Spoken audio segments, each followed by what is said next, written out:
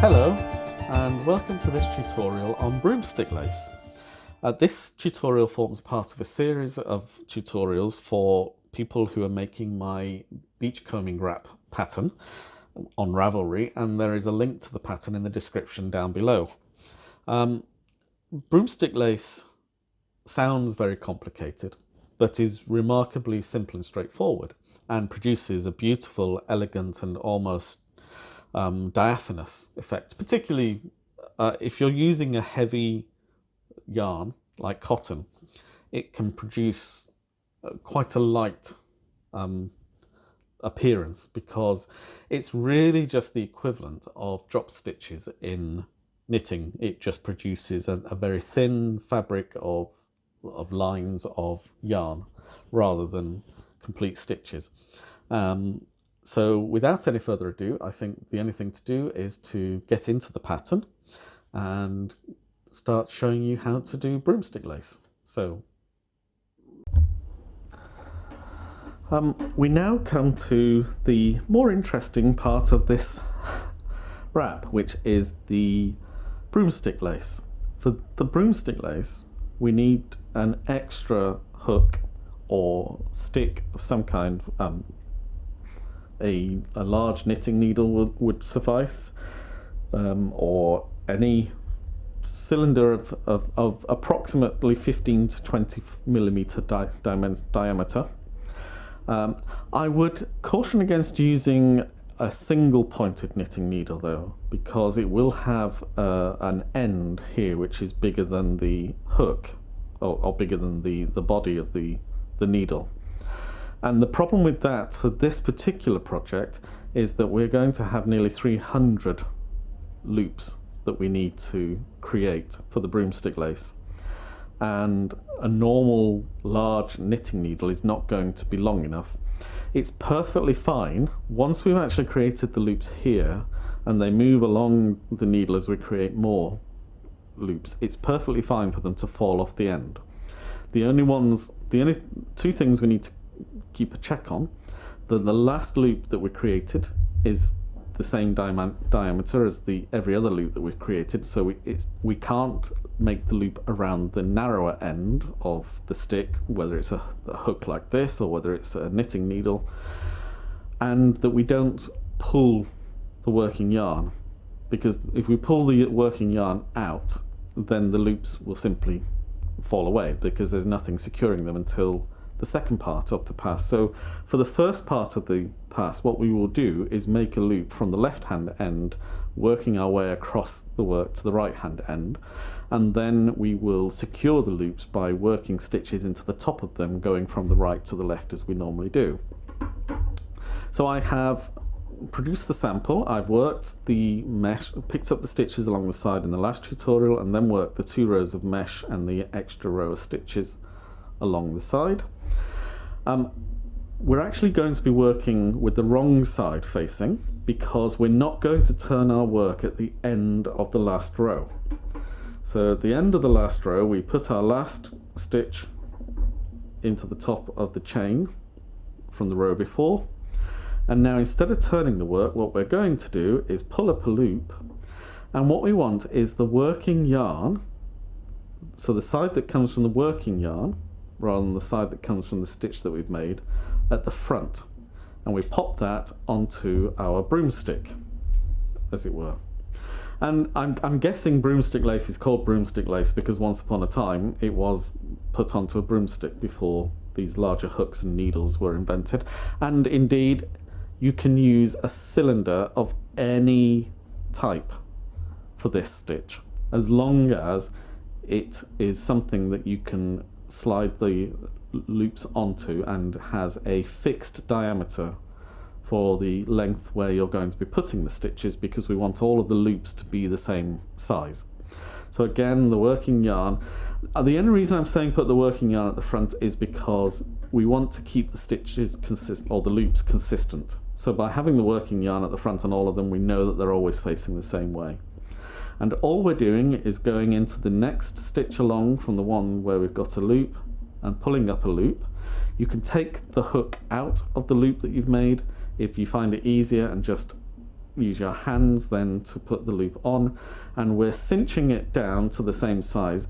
We're making it snug, we're not making it so tight that we can't move the item, whatever the broomstick is that we're using. And there will be a small degree of difference between different loops, but it's going to be a small degree of difference. It's not going to be something that's going to be noticeable or that's going to adversely affect. We want things to be broadly the same. So we're just pulling up a loop in every stitch of the row below. One loop from each stitch. And we're working across steadily. I may at some point on this row, because it's not very exciting watching me doing this, I may at some point just speed this up, but I'll keep talking in case I don't. When we come to the next part of this pass, we will be working a single stitch in the top of each of these loops. But we don't have to do that, that's just what my pattern requires. What we can do is, say, work into the top of 3 loops, in which case, in order to keep our stitch count consistent, we would put 3 stitches into the top of the 3 loops together. So if we're doing 5 loops, then we'd put 5 stitches into the top of those loops together. And I'll show you what I mean when we get that far. So just carry on working across. Now obviously as I move these onto the broomstick, the others are getting closer to the edge. Don't worry about them falling off, that's perfectly fine. They're not going to go anywhere, they're going to remain pretty much consistent, because we know we've got enough thread in the whole of this row that we're doing just to make this number of loops. And so they're all going to be more or less the same size. There may be a small divergence, but it's not going to be noticeable once we've put the new stitches into the top and worked the next mesh into the side as well. So I'm just trying to reassure you, don't get too hung up about everything being exactly the same. As long as things are broadly the same, as long as there is a degree of looseness in what we're doing, where we can actually work stitches without having to pull them, then everything is going to work out. It's all going to be fine. So we'll keep on working across, pulling up a loop in each subsequent stitch, making sure that the part of the loop that goes to the working yarn is at the front when we put it onto the hook. And it's a little bit awkward, I'm not going to kid you. Holding an extra implement is a little bit awkward, but you very quickly pick up a method for doing that. It's like everything else. Once you start doing it, you actually find a way to make it work. So, don't worry about how you're holding it. It doesn't have to be held exactly the same way that I'm holding mine. I find this to be a convenient way to do it, but you may feel more comfortable doing it slightly differently. I'll just pull that back through. When in doubt, just pull it back through and start again. Oops, for some reason I'm having difficulty pulling this stitch through. So let's pull this one through, and there we go, and that's coming through now. Oops, there we are. Don't forget to give yourself plenty of slack behind, just so that you're not pulling the stitches tight, because you don't want to pull they're not stitches yet, they're just loops that we've made, and they will fall out if we pull the working yarn tight. So let's just pull that on. There we go. This is quite a slow process of pulling up an individual loop, because of the extra movements that we're having to put in. But I think you can see by the size of the loops though that although it's taking longer to do each row, we're actually building rows that are quite significantly bigger than the row before. So there are swings and roundabouts with this, and as I've said in the opening to this particular video, it gives such a loose, open framework for the yarn, so that even using a heavy yarn like this, or as I've made the wrap, a cotton yarn, Cotton can look very heavy and very sturdy. It's got very little elasticity. It doesn't poof up like wool does, and that acrylics are designed to do in order to imitate wool. And so it can look very stodgy, I guess. And making broomstick lace is a way of introducing lightness and airiness and a degree of elegance as well, I think. It just produces a very attractive effect and fools the viewer into thinking that it's much lighter than it actually is. So we're nearly at the end now, and I can stop my ceaseless whittering and move on to the more exciting part of closing up the loops. We've got three more to make, I think, possibly 2. I will check in a moment as I get there. Oops, there we go. Pop that on. And you can see I'm not being particularly delicate. These are now coming off the end because that's what happens, and they're just going to sit there quite happily until we get to them, because no matter how much I pull this at the moment, it's not even pulling the second one, it's only pulling the first one. So it's not something that you need to be super delicate about. You don't want to be, once we've completed putting the loops on, it's not something you want to be yanking the working yarn, at least not until we've secured the first loop. Once we've secured the first loop, then we're going to find the whole thing is much more stable. And so what I'm actually going to do now, which I know is going to give palpitations to many, I'm just going to take the broomstick out. There we are. And I'm going to put my hook into the first one. I'm not pulling anything. It is merely inside that first. And you can see that I pulled it down a little bit, so I'm just going to pull it up again. And what I'm going to do is yarn over and pull up a loop, chain 1 to fix it, and then make a stitch into the top of it. And that's now fixed the overall length of the yarn that's available for these loops, and it will all even out once we've actually made this full row. Now what we're doing is picking up each one of these loops and making a stitch in the top. Be gentle with it, but make sure you pick them up in order. That's the most important thing, and if necessary, go to the base of the previous stitch and then you'll find the next stitch, because they can loop into each other and it can get very confusing. But all we're doing is making a stitch in the top of each one. Now, I was mentioning that there are alternative ways of doing this, so you could, for example, make 2 stitches into the top of 2 of them, like this. I'm just going to show you and then I'll pull it out.